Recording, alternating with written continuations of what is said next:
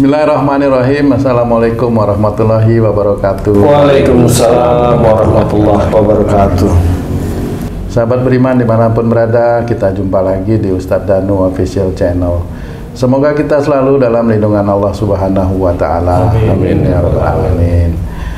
Di video kali ini kita akan ngaji lagi bersama guru kita semua, Pak Ustadz Danu. Assalamualaikum Pak Ustadz. Waalaikumsalam warahmatullahi wabarakatuh. Amin ya rabbal alamin. Dan saya juga ada dua sobat nih, dua sahabat yang menemani saya. Bang Jainuddin, assalamualaikum Bang. Waalaikumsalam Pak Tung. Apa kabar? Alhamdulillah. Dan ada juga Mas Eko nih, sahabat beriman. Assalamualaikum Mas Eko. Waalaikumsalam warahmatullahi. Amin, alhamdulillah. Sehat ya Mas Eko? Alhamdulillah. Baik, sahabat beriman, kali ini kami akan bercerita dulu dan bertanya kepada guru kita tentang ada fenomena gitu sih, fenomena di sosial media ya, YouTube lah di sebagian besar di YouTube, ada juga di media lain ya. Ya.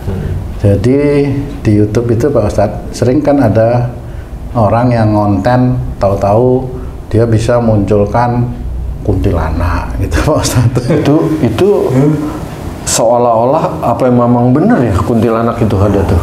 Kadang-kadang kan ada yang kelihatan cantik banget tuh kayak ratu gitu. Kadang mengerikan. Tapi cantik cuman badannya tahu-tahu ular kayak gitu tuh muncul gitu. Tapi nggak seperti bayangan saya yang waktu kecil tuh. Kalau waktu kecil, wah ada hantu nih bisa ngubur-ngubur kita nih gitu kan. Tapi kalau yang di YouTube tuh kayaknya diem aja. Dia nanti wujud. Itu waktu kecil dia. Sekarang sekarang dihantui. Itu gimana itu Pak Ustadz? Ada orang yang dia sih ngomongnya dia wujud gitu kan. Tahu-tahu nanti ada kayak genderuwo, ada yang kayak tampang-tampang apa tuh kayak zaman-zaman kerajaan gitu Pak Ustadz. Iya. Ya, nanti ngaku Prabu siapa. Itu gimana yang kayak gitu ya Pak Ustadz ya? Ya. Bismillahirrahmanirrahim. Assalamualaikum warahmatullahi wabarakatuh. Waalaikumsalam warahmatullahi wabarakatuh. Amin ya rabbal alamin. Ya, memang saya sempat beberapa kali melihat seperti itu. Banyak ya orang-orang khususnya yang di Jawa ini, jadi ada kuntilanak, kadang ada genderuwo, iya, kemudian betul. Pocong, kemudian ada yang wujudnya siluman ular, jadi kayak apa namanya, atasnya orang kemudian kakinya ular, ya, seperti betul. Itu. Dan juga ada yang mirip seperti manusia, seperti manusia itu ya kayak manusia punya kaki, punya itu. Nah, fenomena ini tidak lepas dari ilmunya orang yang ngonten sebenarnya. Oh, jadi nggak setiap orang bisa ya? Nggak setiap orang bisa melihat dan membuat video YouTube itu ya. Yeah. Tidak, karena dia sendiri sebelum memulai itu baca mantra. Oh, ada ritual-ritual Pak Ustadz. Ada, kemudian membakar dupa dan sebagainya seperti itu. Memang mengundang ya? Memang mengundang atau orang-orang yang memang dia sebenarnya sudah dekat dengan hal-hal yang jin ya, dekat dengan jin ya, gaib tapi yang bentuknya jin ya, karena malaikat itu juga gaib, tapi juga bentuknya bukan seperti jin, karena malaikat itu enggak setiap orang itu bisa melihat. Ya, kalau malaikat itu tidak setiap orang bisa, kecuali para nabi, ya seperti itu ya, yang diizinkan oleh Allah Ta'ala. Nah, yang muncul di YouTube itu rata-rata adalah jin. Nah, kemudian kayak siluman ular, kemudian genderuwo itu ikut siluman, kemudian pocong itu ikut siluman, golongan siluman, kemudian kuntilanak itu ikut golongan siluman yang tidak sempurna lah istilahnya. Nah, siluman-siluman ini dimunculkan oleh orang tersebut istilahnya. Dia pakai ilmu sehingga kamera, bisa aja kameranya itu atau HP-nya itu baca-bacain sehingga nanti bisa menangkap seperti itu. Banyak caranya yang mereka lakukan. Nah, kemudian kenapa bisa wujud? Satu yang harus kita ketahui adalah mereka mewujudkan diri sebenarnya tidak hanya jin secara biasa, jin terwujud atau siluman terwujud atau seperti yang bentuk manusia terwujud, enggak. Semua itu dikuasai oleh Dajjal yang memang tugasnya Dajjal itu membelokkan akidahnya orang yang bermain-main itu. Jadi tugasnya Dajjal itu membelokkan, sehingga walaupun orang itu sebagai seorang Islam, tetapi kalau dia suka main-main dengan jin dan sebagainya, Dajjal itulah yang melenakan nantinya, sehingga dia akan lupa dengan Allah pastinya. Dia akan lupa dengan Allah dan dia diyakini apa yang dia lihat itu benar. Diyakini istilahnya. Ya walaupun itu sebenarnya sama cerita kayak mamanya ada gelas, ada minuman. Nah, itu normal-normal aja. Tetapi kalau orang seperti itu diyakini, apalagi itu menjadi salah satu sumber pemasukan dia. Nah, disitulah kita harus memahami. Bagi teman-teman yang masih seperti itu, tinggalkan, karena Dajjal itu sangat senang sekali orang itu terpancing ke arah sana, sehingga nanti besok dia akan ngonten lagi, dia akan ngonten lagi, dia akan ngonten lagi. Dan itu yang dilakukan adalah sama, umpamanya menggunakan mantra-mantra yang memang tidak diajarkan oleh Rasulullah, kan seperti itu. Enggak, Rasulullah tidak mengajarkan seperti itu, sehingga itulah yang dikatakan musyrik. Jadi harus hati-hati, apapun bentuknya itu musyrik. Nah, bagi orangnya yang bisa mewujudkan kuntilanak atau sosok yang wujudnya siluman apa termasuk seperti kayak pangeran apa, ratu ini, ratu itu sebenarnya di tubuhnya dia sendiri itu ada ilmu yang sama. Jadi ilmunya mereka itu ya sama jin juga, sehingga Dajjal itu menguasai jin ini, dan ini menjadi seneng. Lama-kelamaan ini semakin masuk ke arah menuju orangnya, sehingga jin dan Dajjal itu seperti teman nantinya, seperti teman sebenarnya. Dan itu akan menjadi akan menjadi ya teman. Akhirnya si jin itu dengan teman-temannya dan anggotanya masuk ke dalam tubuhnya, dia menjadi teman. Menjadi teman aja, kayak sudah habitnya dia. Nah, itulah yang diinginkan oleh Dajjal, sehingga keterikatan seorang Islam yang punya ilmu-ilmu seperti itu akan lebih jauh lagi untuk mendekat kepada Allah. Lebih jauh. Nah, itu yang disukai oleh Dajjal. Nah, bagi orang yang senang atau suka menonton itu, dampak negatifnya apa, Ustaz? Sama, hatinya meyakini adanya Dajjal di situ, seneng dia. Dia ada kesenangan untuk melihat seperti itu. Jadi, jangan yang seperti itu. Kalau ingin mengetahui tapi tolaklah seperti itu. Ingin mengetahui itu kayak apa sih? Foto atau gambar atau kuntilanaknya boleh, tapi tolaklah yang itu. Maksudnya tolaklah gimana, Ustaz? Kalau hanya ingin mengetahui saja boleh. Cukup di situ, Cukup di situ saja. Oh, kuntilanak kayak gini, oh siluman ular kayak gini, oh anu. Tapi jangan menuju ke arah ceritanya sehingga hati kita tertarik. Seperti itu. Jadi tapi tolaklah istilahnya. Jadi kalau mamanya ada cerita yang kelihatannya bagus, asik, kemudian pada waktu mamanya begini keluar api di situ dan sebagainya, itulah cara-cara Dajjal untuk melenakan seorang manusia, sehingga orangnya itu kalau bisa bakar, kemudian bisa jatuhin kelapa dari jauh, jatuh beneran seperti itu. Kemudian banyak hal yang menurut cerita itu sangat fantastik lah. Itulah Dajjal yang membalut cerita itu agar orang itu senang, sehingga nanti orang yang suka itu nanti akan suka itu. Ya, dia lupa dengan akidah yang harus dikerjakan. Kalau dia bilang, loh kan saya sholat, iya, tapi sholatmu hanya sholat sebagai membatalkan kewajiban. Jadi bukan iman kepada Allah Ta'ala dengan sungguh-sungguh. Jadi hanya membatalkan kewajiban saja, sehingga nanti asik dengan itu lagi, asik dengan itu lagi. Makanya kita juga harus menjaga. Boleh melihat tapi hati kita menolak. Enggak, karena itu adalah permainan Dajjal. Jadi Dajjal itu bikin skenario ceritanya. Jadi kayak kalau orang sinetron itu kan ada penulis skenario, itu Dajjal semua di situ. Nanti ada Mbah siapa, kemudian Mbah siapa, kemudian ketemu dengan ratu ini, ketemu ini, itu strategi Dajjal agar orang itu terlena aja semuanya.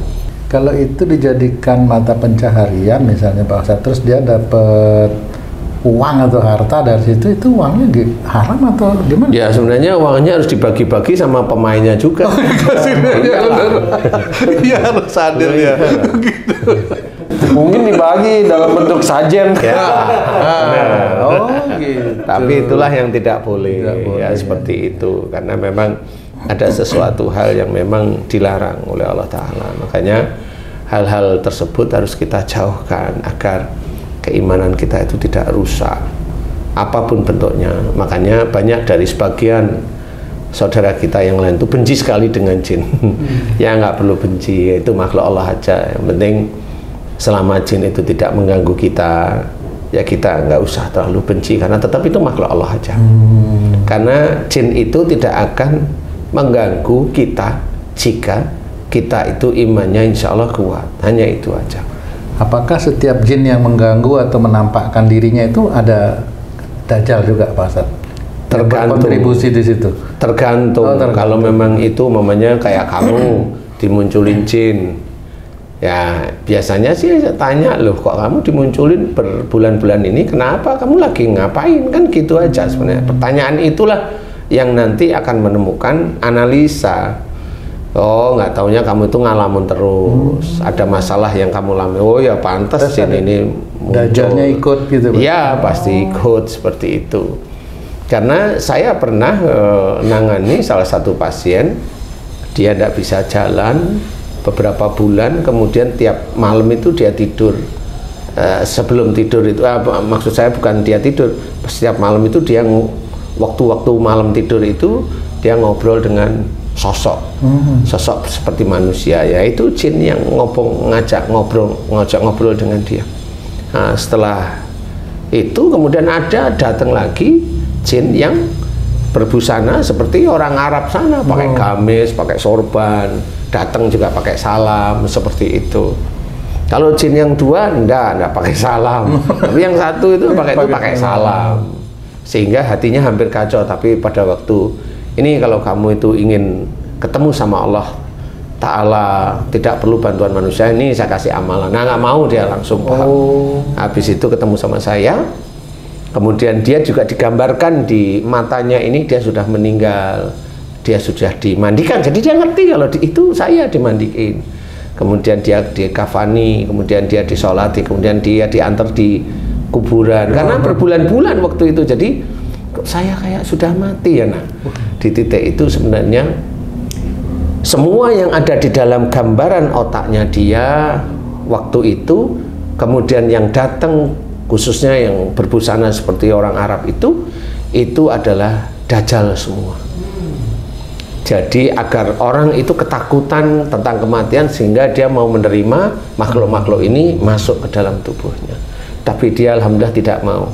Setelah saya bantu doa, waktu itu video call, kemudian saya bantu doa, selesai sekitar 10 harian malah ketemu sama saya di klinik, datang di alhamdulillah bisa jalan. Saya tanya, loh Ci, nah saya manggilnya Haji, Ci, loh kok sudah bisa jalan? Alhamdulillah Ustadz, saya beberapa hari setelah itu kemudian kaki saya mulai sudah bisa saya gerakkan. Saya tanya, datang lagi nggak itu cewek, laki-laki sama yang pakai gamis sama sorban itu?